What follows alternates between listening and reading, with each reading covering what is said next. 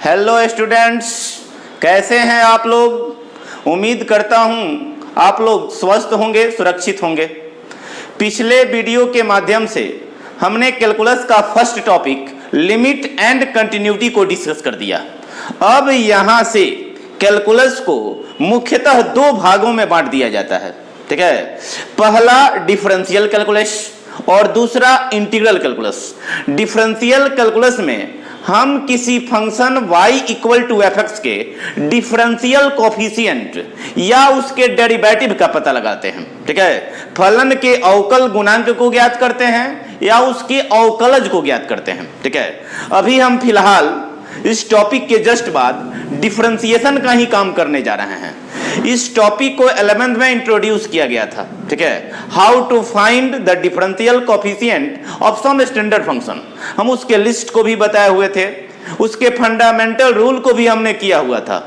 यहां कुछ topics continuity and differentiability पे है, इसलिए डिफरेंशिएशन को एक बार और रिवाइज कर लेना जरूरी है। हमें देख लेना होगा, उस टॉपिक को रिवाइज कर लेना होगा, कैसे किसी फंक्शन का dy बाई dx या f डैश निकाला जाता है, ठीक है। तो पहले उस प्रोसेस को ही देखा जाए, ठीक है। उसके बाद 1 बाई 1 करके उसके रूल को देखा जाएगा, ठीक है। साफ साफ लिखे हैं, the process to find the differential coefficient और डेरिवेटिव, ठीक है। अवकल गुणांक कहिए या अवकलज कहिए, ठीक है। किसी फलन के अवकल गुणांक अथवा अवकलज को निकालने की प्रक्रिया को ही अवकलन कहा जाता है, ठीक है। अब हम देखेंगे किसी फंक्शन का dy बाई dx कैसे फाइंड आउट करते हैं, ठीक है। Let y equal to F X be a function, ठीक है। Again let delta y be the small change in y and delta x be the small change in x, ठीक है। Then हमने y में कितना चेंज कर दिया जी, y में थोड़ी सी वृद्धि कर दी, अल्प वृद्धि कर दी, कितना, डेल्टा y। तो जाहिर सी बात है x में कितना करना होगा, डेल्टा x करना होगा। y में स्मॉल इंक्रीमेंट बढ़ा दिया गया डेल्टा y, ठीक है। तो x में कितना स्मॉल इंक्रीमेंट कर देंगे जी, डेल्टा x। तो y plus delta y equal to F x plus delta x। अब हम इक्वेशन 2 में से इक्वेशन फर्स्ट को घटा देंगे, इसको घटा दीजिए तो क्या मिलेगा जी, delta y equal to F x plus delta x minus F x, ठीक है। Dividing both sides by delta x.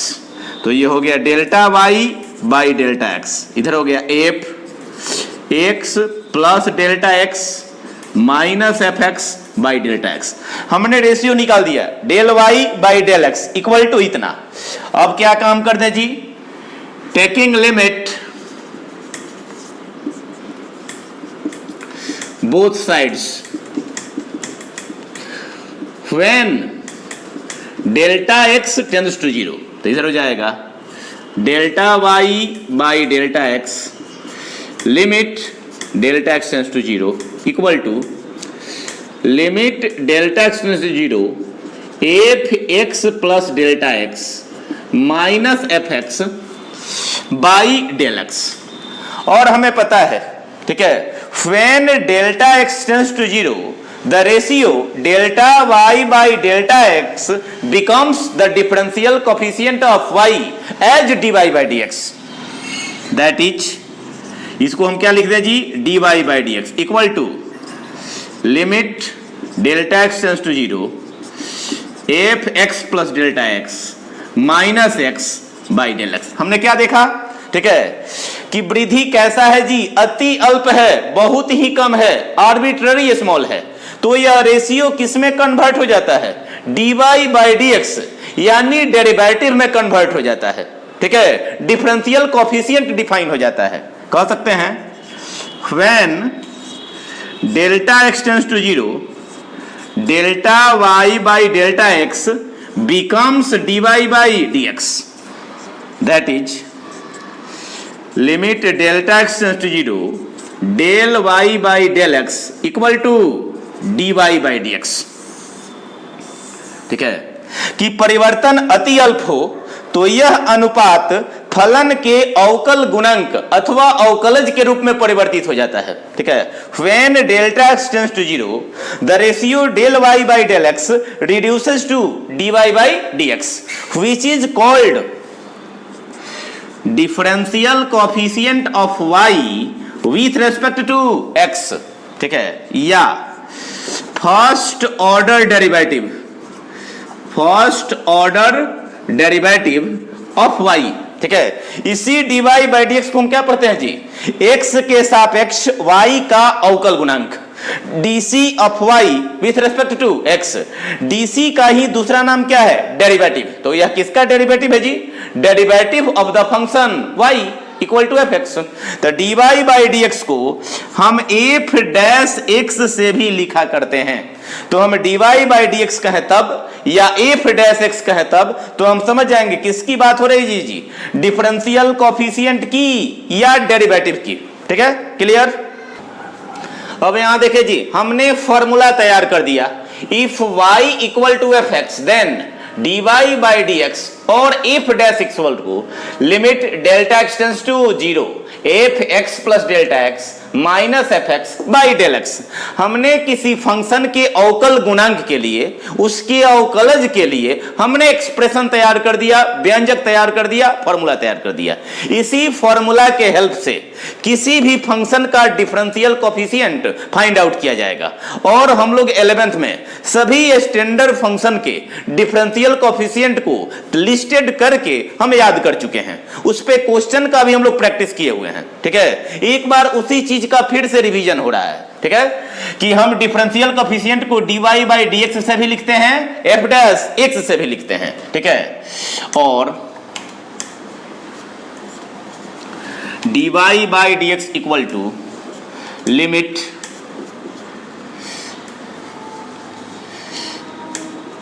f dash x equal to limit h tends to 0 fx plus h minus fx divided by h।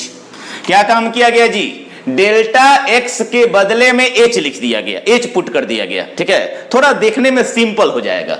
Limit h tends to 0, h क्या है, small increment है, अति अल्प वृद्धि है, fx plus h minus fx by h। ये क्या तैयार हो गया जी, डिफरेंशियल कोफिशिएंट ऑफ fx। ठीक है, कि हमने क्या तैयार कर लिया, differential coefficient of the function fx। अगर हमें at x equal to e पर निकालना है, डिफरेंशियल कोफिशिएंट कहां निकालना है जी, किसी खास पॉइंट पर निकालना है, तो हम ऐसे लिखेंगे f dash a equal to limit h tends to 0 f a plus h minus F A by क्या हो जाएगा जी, h।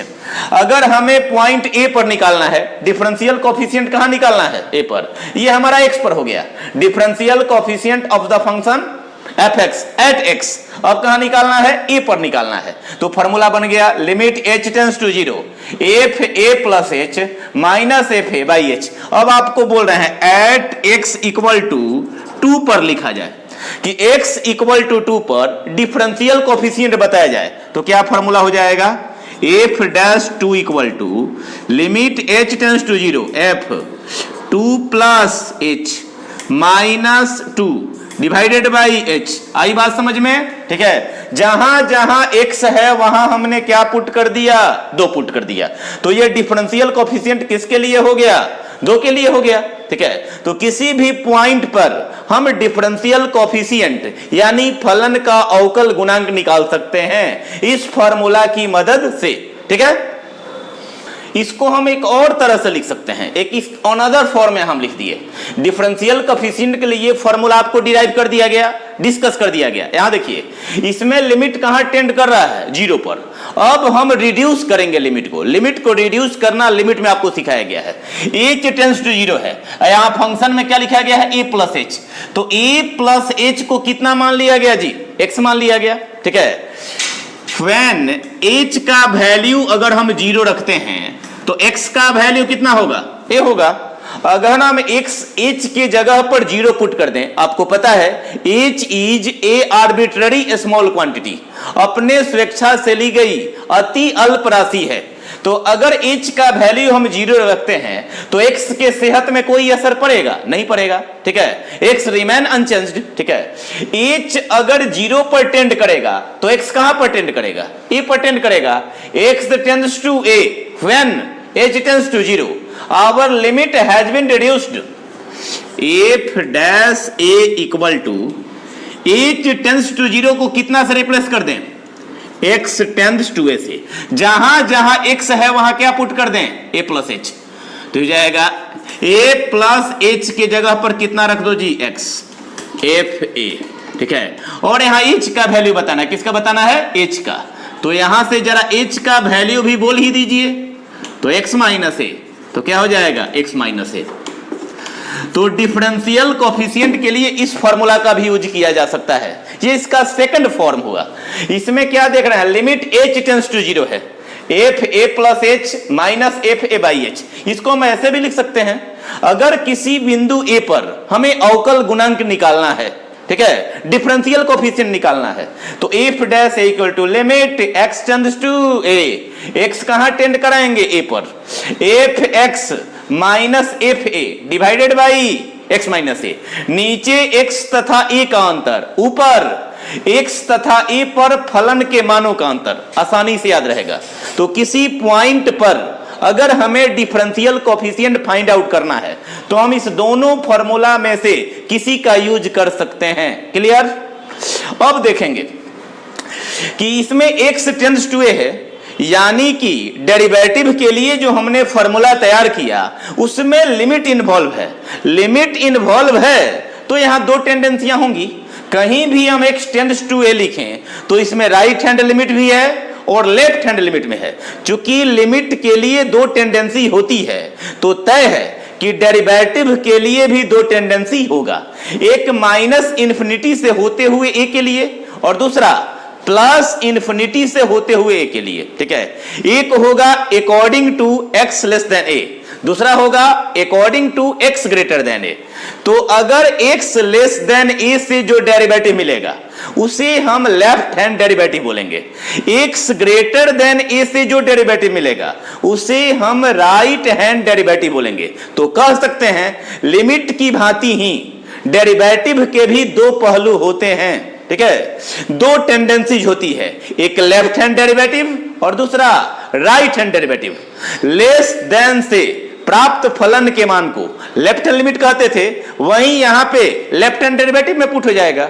ग्रेटर देन से जो फंक्शन का मान मिलता था उसको राइट हैंड लिमिट कहते थे, वहीं यहां पे राइट हैंड डेरिवेटिव का जगह ले लेगा। आई बात समझ में, ठीक है। इसी को दो रास्तों में बांट देंगे, पहला लेफ्ट हैंड डेरिवेटिव,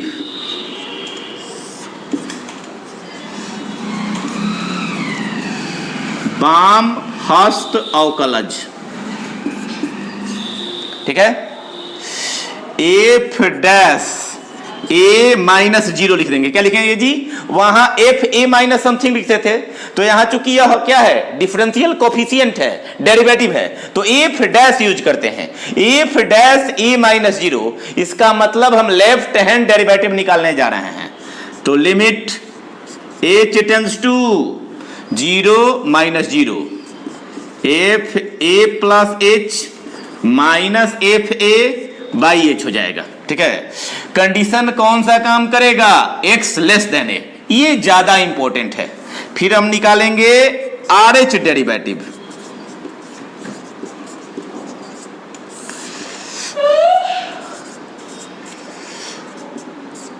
दक्षिण हस्त अवकलज,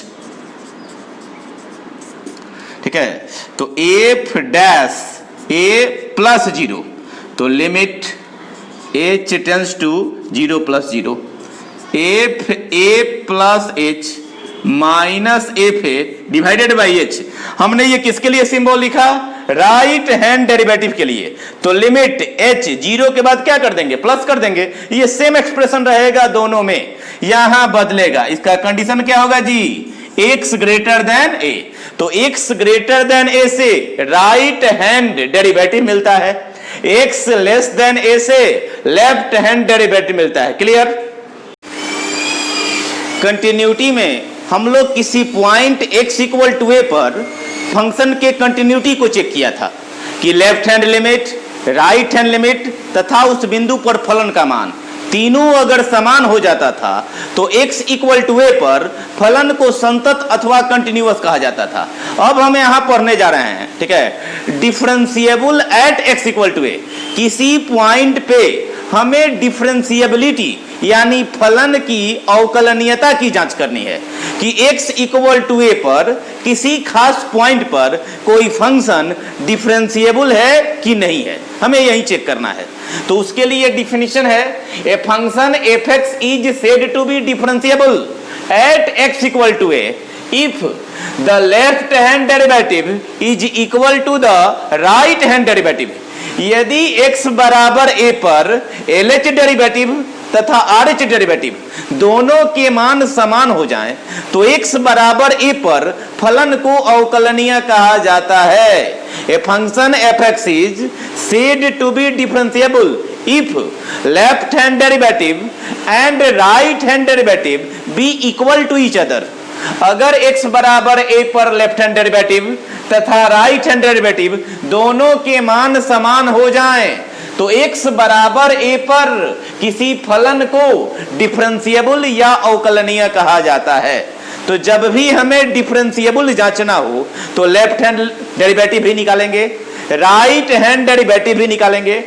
just like continuity, less than वाले से लेफ्ट हैंड डेरिवेटिव मिलता है, ग्रेटर देन वाले फंक्शन से हमें राइट हैंड डेरिवेटिव मिलता है। अगर दोनों के मान समान होते हैं तो हम इजीली ये कह सकते हैं the given function is differentiable at that point. आई बात समझ में? एक एग्जाम्पल से इसको बनाने के हम लोग कोशिश करेंगे, ठीक है। अब यहां हम एग्जाम्पल से इसको क्लियर करने की कोशिश करेंगे। f(x) equal to x minus 2 upon x square minus 3x plus 2। ये कब है? when x not equal to 2। Function का ये मान x नॉट इक्वल टू 2 है तब है। f(x) equal to 1 when x equal to 2। तो ये बात तो क्लियर है कि x नहीं बराबर है 2 के, either it is less than और it is greater than. x अगर 2 के बराबर नहीं है तो या तो 2 से छोटा होगा या 2 से बड़ा होगा। इसको हम लोग पहले ही डिस्कस कर लिए हैं कि x नॉट इक्वल टू 2 में लेस देन और ग्रेटर देन दोनों कंडीशंस अवेलेबल होते हैं, इन्वॉल्व होते हैं।